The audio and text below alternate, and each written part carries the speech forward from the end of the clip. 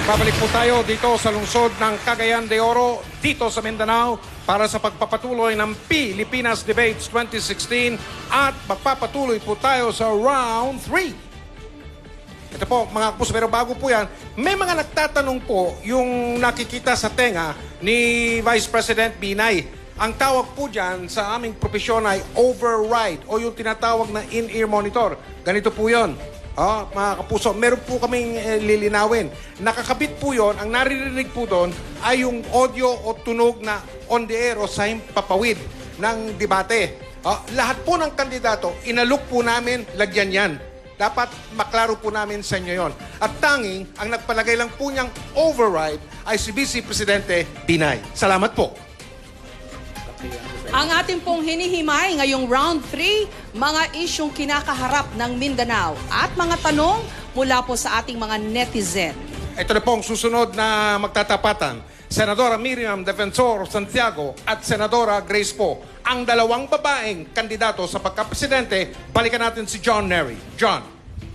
Salamat, Mike. Ito po ang susunod na tanong para kay Senadora Santiago.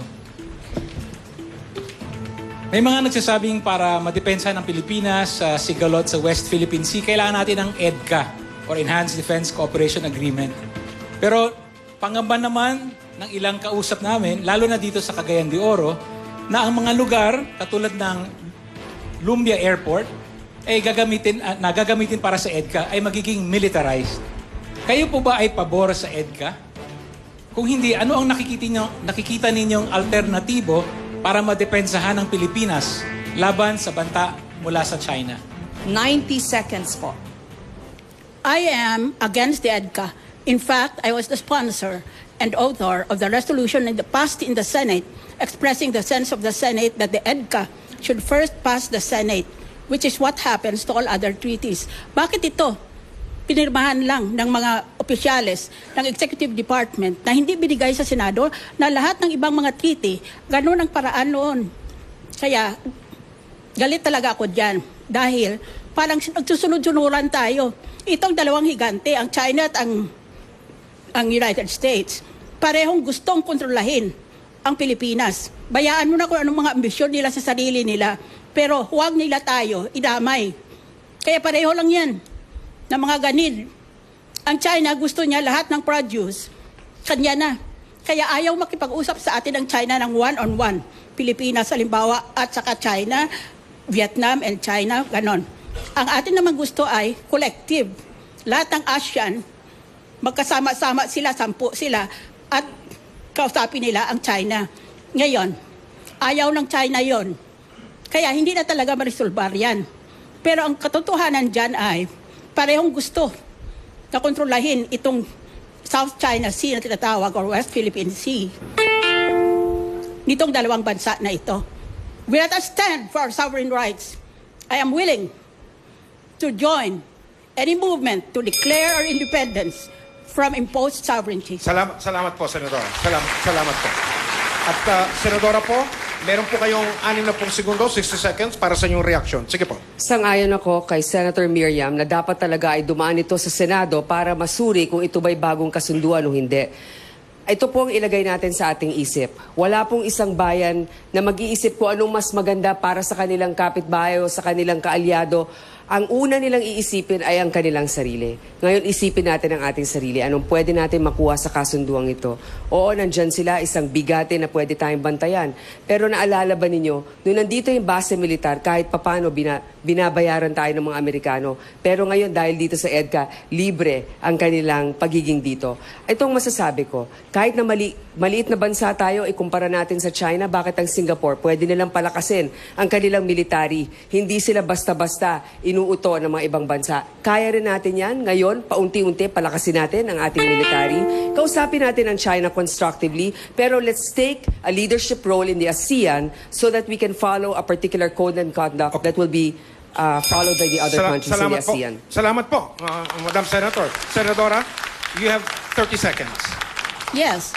There will always be different levels of negotiation between the Philippines and other foreign countries that we deal with. The first track is always to exchange notes. For example, the Philippines already protested the activities of China in these disputed seas. That's the first track. But it has had no effect. Walang epekto. Kaya we have to go to the second track.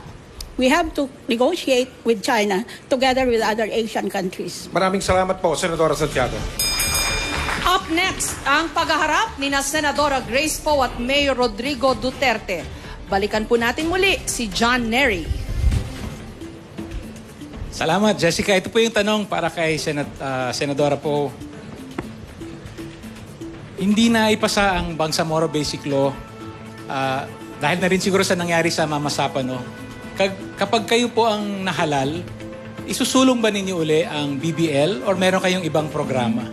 Yung paglinaw po sa nangyari sa pagpatay kay Marwan, kasama po yan sa solusyon?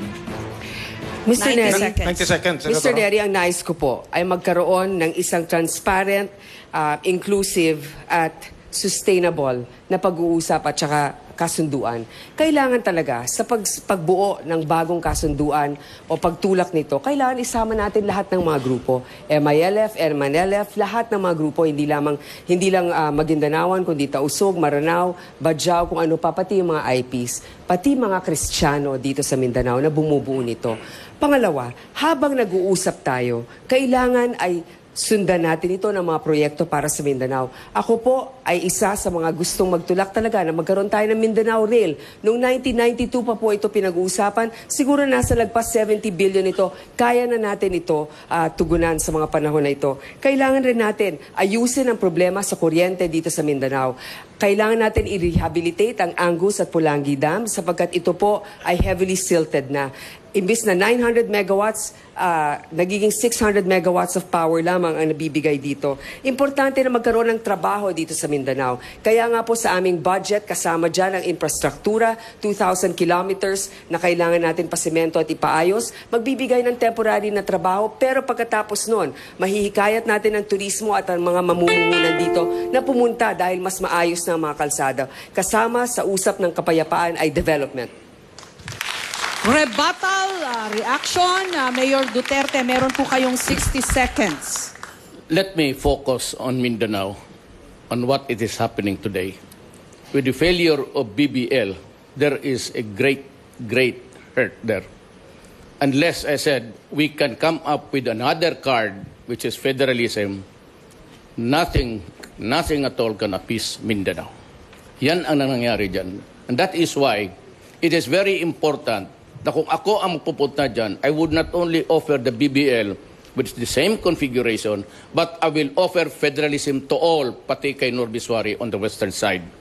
That would maybe appease everybody because every moro politico would really like to see federalism kasi pubalpak nga ang BBL.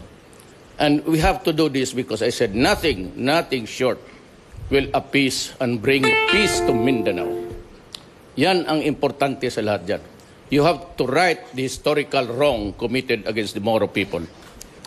Counter-rebuttal reaction, Senadora Grace Poe, ano po ang inyong tugon? 30 seconds. Ginagalang ko sinasabi ni Mayor Duterte, talagang kailangan pag-usapan natin kung makakabuti ang federalismo sa ating bayan. Ang pinakamalapit na example ng federalismo ay ang ARM. Ngayon, gawin natin to sa umpisa ng termino ng isang Pangulo kung ano makakabuti. Pero sa tingin ko, ang kailangan ng ating mga kababayan ay devolution of powers kung saan ang local government ay mas may prerogative sa paggasta ng kanilang pondo. Sa ngayon po, dapat 40%, pero less than 30 or mga 30% lang ang nabibigay sa local government. Mali po yun. Kailangan ay taasan natin. Maraming salamat po, Senadora Poe. Ito po, tapos na po ang round 3, mga kapuso. Susunod! Mapapakinggan nyo na po ang mga huling salita ng mga kandidato para sa hapon na ito. Closing statement. Tawag po nila dyan, closing statements, mga kapuso. Gusto nyo pa? 1 hour? Sige po, sandali lang. 1 hour each? Sir?